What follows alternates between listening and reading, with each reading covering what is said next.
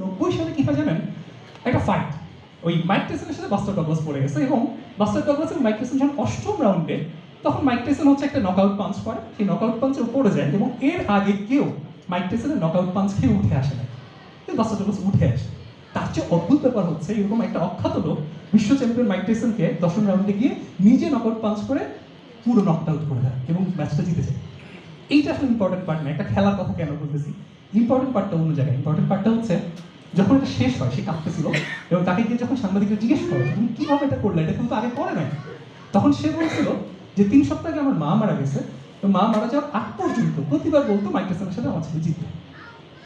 So ওনার যে strong একটা Y ছিল, সেই ওয়াই ওই নকআউট পাঞ্চ করার মোমেন্টেও কিন্তু তাকে ইন্সপায়ার করছে উঠে আসার জন্য, যেটা অন্য কেউ আগে পারে না। আপনার যদি এরকম একটা ওয়াই থাকে যে আল্লাহর কাছ থেকে আমি এমন একটা জিনিস নিব, যে জিনিসটা আল্লাহ বলেনও নাই, সারপ্রাইজ হিসেবে রেখে দিচ্ছেন, সো দেন এটার জন্য তো তাকে অ্যাচিভ করাই যায়, রাইট?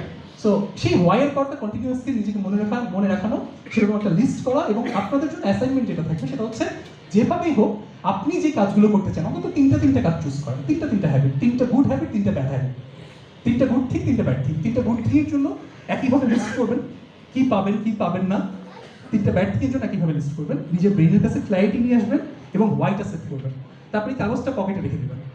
প্রতিদিন আপনার হ্যাবিটটা আপনি ফলো করবেন, যখনই ব্রেক করতে ইচ্ছা করবে তখনই ওই কাগজটা খুলে নিজেই আপনি মনে করিয়ে দেবেন পুরোটা। ঠিক আছে, তো আজকে এখানেই শেষ, আমাদের জন্য দোয়া করবেন।